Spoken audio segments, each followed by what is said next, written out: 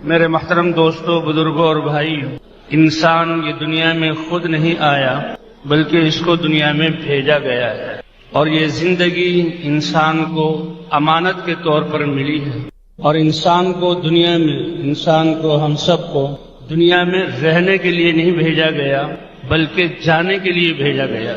کوئی انسان یہاں رہنے والا نہیں ہے۔ اگر کسی کے لیے دنیا کی ہمیشہ کی زندگی ہوتی تو حضرت محمد صلی اللہ علیہ وسلم کو بڑی لمبی زندگی دی جاتی، ہمیشہ کی زندگی دی جاتی۔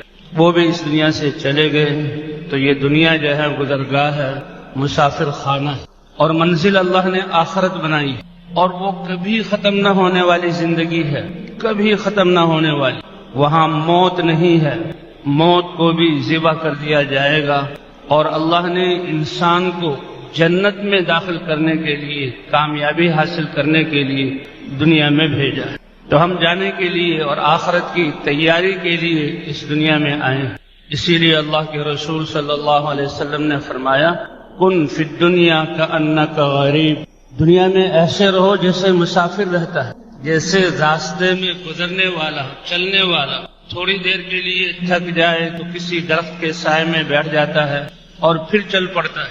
تو مسافر کے سامنے اپنی منزل ہوتی، اور منزل میں پہنچنے میں دیر ہو تو اس کو کوفت اور پریشانی ہوتی، گاڑی لیٹ ہو گئی، جہاز لیٹ ہو گیا، راستہ صاف نہیں ہے، آپ لوگوں کے ہاں کوئی عارضہ پیش آ گیا تو پریشانی، اور سواری جب جلدی پہنچ جائے اپنی منزل کو تو خوشی ہوتی، اور اس کو بتایا جاتا ہے۔ تو یہ دنیا گزرگاہ ہے، یہاں رہنے کے لیے نہیں آئے بلکہ ہم یہاں سے جانے کے لیے آئے، اور پھر آخرت کی تیاری، تھوڑا سا وقت آخرت کا سرمایہ کرنے کے لیے اور آخرت کی کمائی کے لیے۔ اللہ کتنے کریم اور مہربان ہیں کہ تیاری کا وقت، کمائی کا وقت بہت تھوڑا سا دیا ہے، اور بدلے کا وقت اللہ نے ہمیشہ ہمیشہ ہمیشہ کا دیا۔ التعب موقت، اللہ کے عوامل میں اپنے آپ کو تھکانا اور لگانا، یہ بہت تھوڑا سا وقت ہے۔ والاجر مؤبد، اور اللہ نے جو اجر اور بدلہ رکھا ہے وہ ہمیشہ ہمیشہ ہمیشہ کا۔ اس لیے وما خلقت الجن والانس الا لیعبدون، اس کائنات میں آسمان کتنی بلندیوں والے اور کتنی وسعتوں والے، اور کب سے اللہ نے پیدا کیا، اور آسمان اور زمین کے درمیان میں یہ ستارے، سورج اور چاند اور یہ کہکشائیں، کتنی بڑی مخلوق، اور یہ زمین کتنی وسیع، کتنی دنیا اس میں بس رہی ہے۔ اللہ نے ان تمام چیزوں کو، حالانکہ وہ اپنے جسم کے اعتبار سے بڑی اور ان کی زندگی بہت بڑی، اللہ نے ان چیزوں کو وہ حیثیت اور مرتبہ نہیں عطا فرمایا جو اللہ نے انسانوں کو مرتبہ عطا فرمایا۔ وَلَقَدْ كَرَّمْنَا بَنِي آدم، آدم کی اولاد انسانوں کو ہم نے بڑی عزت اور شرافت بخشی۔ یہ ساری چیزوں کو اللہ نے انسان کی خدمت کے لیے بنایا۔ هو الذی خلق لکم ما فی الارض جميعا، اللہ فرماتے ہیں کہ جو کچھ زمین میں ہے اے انسانوں تمہارے لیے پیدا کیا گیا، یہ سب تمہاری خدمت میں لگا ہوا، ہم نے ان کو تمہارے لیے مسخر کیا ہوا ہے۔ اسی لیے انسان جب سواری پر سوار ہوتا ہے تو دعا جو اللہ کے نبی نے بتلائی ہے وہ کیا بتلائی ہے؟ سبحان الذی سخر لنا ھذا وما كنا له مقرنین وإنا إلى ربنا لمنقلبون، پاک ہے وہ ذات جس نے ہمارے لیے اس سواری کو مسخر کیا اور ہماری خدمت میں لگایا، اور جس نے اس مسافر خانے میں، گزرگاہ میں، امتحان کی تیاری کرنے کے زمانے میں یہ نعمت ہماری خدمت سے ہمارے لیے مسخر کر دی۔ وَإِنَّا إِلَىٰ رَبِّنَا لَمُنْقَلِبُونَ، ہم اللہ کی طرف لوٹنے والے ہیں۔ تو اس نے جو جزا کا ٹھکانہ بنایا ہے، منزل بنایا ہے، اس پر اللہ ہمیں کیا کچھ عطا فرمائے۔ اس لیے سارے انبیاء کرام، آدم علیہ السلام سے لے کر حضرت محمد صلی اللہ علیہ وسلم تک، تمام نبیوں نے انسانوں کو یہ سمجھایا کہ تم دنیا میں رہنے کے لیے نہیں آئے ہو، تمہارا ٹھکانہ جنت ہے، اور اللہ نے تمہیں کامیاب کرنے کے لیے بنایا ہے، اور کامیابی کی سب سے پہلی اور بنیادی چیز اللہ کو پہچاننا ہے، اللہ کی ذات پر ایمان لانا ہے۔ جی ہاں، اللہ کی مرضیات کو پہچان کر اس پر عمل کرنا ہے۔ سارے نبیوں نے اس بات کی دعوت، 1,24,000 انبیاء کرام، اور سب سے آخر میں سارے نبیوں کے سردار حضرت محمد صلی اللہ علیہ وسلم تشریف۔ حضرات انبیاء کرام انسانوں میں سب سے زیادہ برگزیدہ اور پاکیزہ روحوں والے اور اللہ کے ہاں بہت محبوب نبیوں نے اپنی قوموں پر محنت کی اور دعوت دی اور اللہ کی طرف بلایا، یا قوم اعبدوا اللہ، اے میری قوم اکیلے اللہ کی عبادت کرو، اللہ کے علاوہ کوئی عبادت کے لائق نہیں۔ یہ انسان کے لیے سب سے بڑا مرتبہ اللہ کی عبادت، یہ سب سے بڑا اعزاز ہے انسان کے لیے۔ اللہ نے اپنے نبی حضرت محمد صلی اللہ علیہ وسلم جو معراج کا اعزاز بخش، بیت اللہ سے بیت المقدس اور بیت المقدس سے ساتوں آسمان اور اللہ کے دربار میں حاضر ہوئے، اللہ نے قرآن پاک میں جو بیان کیا، سبحان الذي اسرى بعبده ليلا من المسجد الحرام الى المسجد الاقصى الذي باركنا حوله، پاک ہے وہ ذات جو اپنے بندے کو آن کی آن میں بیت اللہ سے مسجد اقصی لے گئی۔ تو بندے سے حضور صلی اللہ علیہ وسلم کی ذات کو بیان کیا ہے، تو اللہ کی بندگی یہ سب سے بڑا اعزاز ہے اور سب سے بڑی عزت کی چیز۔ اسی لیے حضرت علی رضی اللہ تعالیٰ عنہ کا ارشاد، من کان یرید الغنی بلا مال، کہ جو چاہتا ہو کہ مال اور اسباب اس کے پاس نہیں ہے اور اللہ اس کے عزت سے کام بنا دے، کسی چیز کا وہ محتاج نہ ہو، والجاہ بلا اخوان والعزت بلا عشیرت، کوئی قوم اور قبیلہ نہیں ہے، کوئی جماعت اور گروپ نہیں ہے، اور اس کو عزت اور وجاہت ملے، تو اس انسان کو چاہیے کہ اللہ کی نافرمانی کے توق اور خواہشات کی قید کو اپنے اندر سے اس کے توق سے اپنے آپ کو نکال کر اللہ کی طاعت اور فرما برداری کے سامنے جھکا دے، تو اللہ اس کے سارے کام اپنی قدرت۔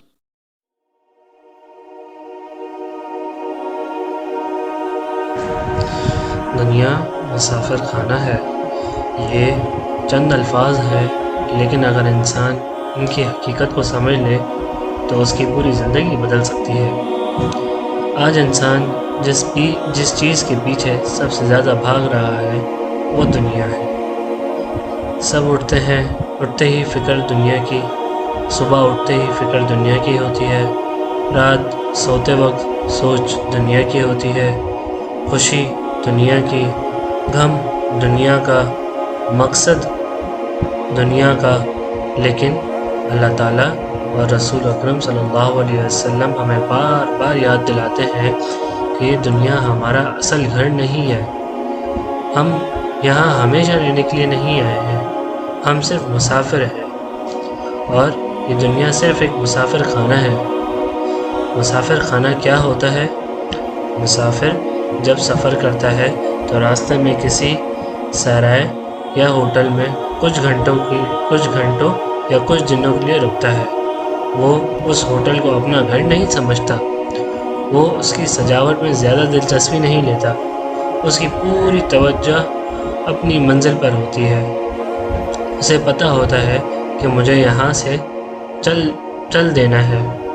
بالکل اسی طرح ہم اس دنیا میں کچھ دنوں کے مہمان ہیں، کسی کو 20 سال ملے، کسی کو 40 سال ملے، کسی کو 60 سال اور کسی کو 80 سال، لیکن آخر سب کو جانا ہے۔ سب سے بڑی حقیقت، آج تک کتنے بادشاہ آئے، کتنے امیر آئے، کتنے رئیس آئے، کتنے طاقتور لوگ آئے اور کتنے ہی مشہور لوگ آئے، سب چلے گئے۔ حضرت آدم علیہ السلام سے لے کر آج تک کتنی نسلیں آ کر چلی گئی، آج ان کے محل کہاں ہیں، ان کی دولت کہاں ہے، ان کا رتبہ کہاں ہے، سب کچھ یہیں رہ گیا۔ ساتھ کیا گیا؟ صرف اور صرف اعمال۔ قبر میں نہ پیسہ کام آئے گا، نہ کاروبار کام آئے گا، نہ شہرت کام آئے گی، وہاں صرف نماز، روزہ، تلاوت، ذکر اور نیک اعمال ہی کام آئیں گے۔ نبی کریم صلی اللہ علیہ وسلم نے فرمایا، ایک مرتبہ نبی کریم صلی اللہ علیہ وسلم دنیا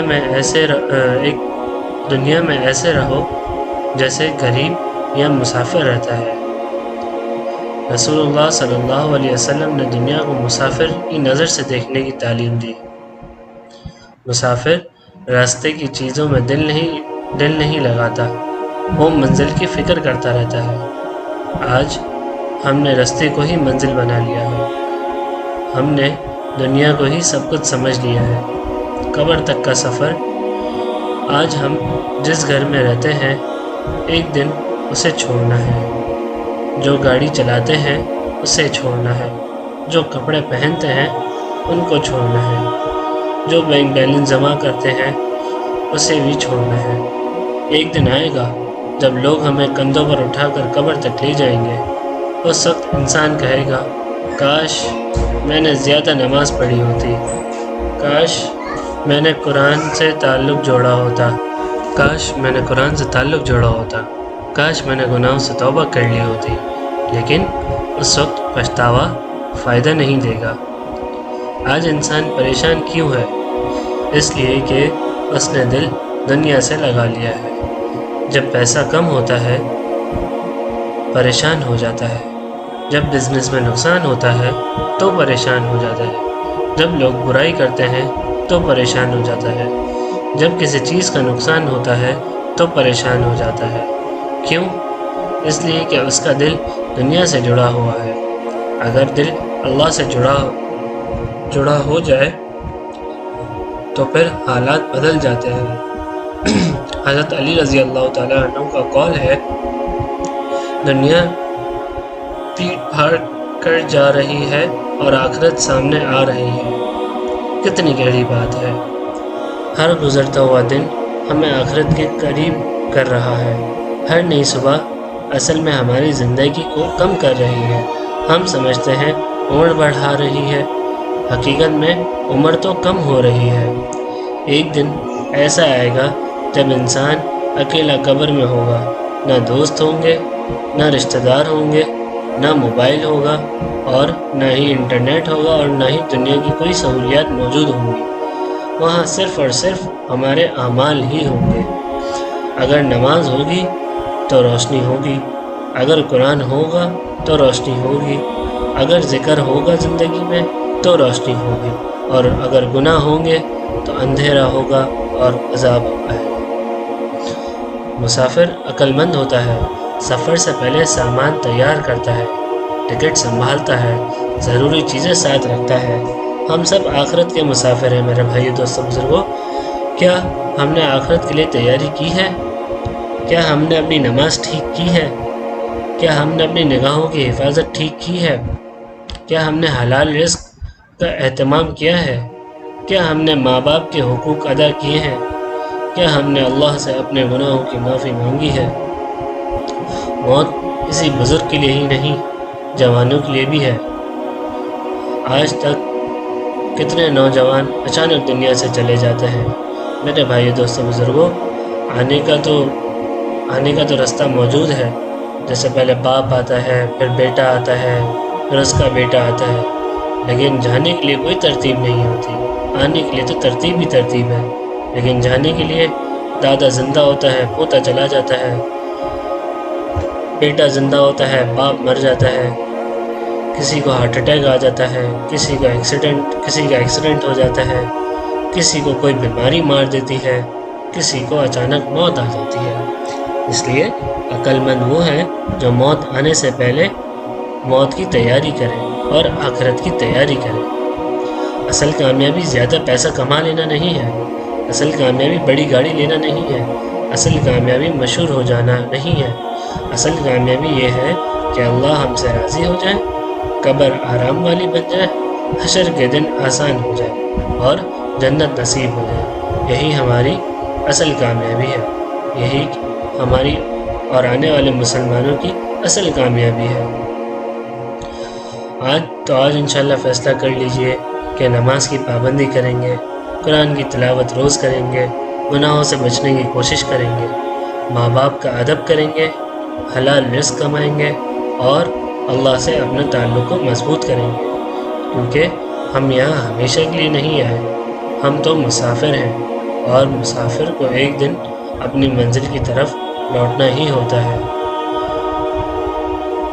یا اللہ ہمیں دنیا کی حقیقت سمجھنے کی توفیق عطا فرما، ہمیں آخرت کی تیاری کرنے والا بنا۔ ہمارے دلوں سے دنیا کی بیجا محبت نکال دے، ہمیں نماز، قرآن اور ذکر سے محبت عطا فرما، ہماری قبر کو جنت کے باغوں میں سے ایک باغ بنا دے، اور ہمیں بنا حساب کتاب کے جنت الفردوس میں اعلیٰ مقام عطا فرما، آمین یا رب العالمین۔ مزید اسلامی اور اصلاحی بیانات کے لیے ایمانی بیانات کو فالو کریں، سبسکرائب کریں، لائک کریں۔ جزاکم اللہ خیرا۔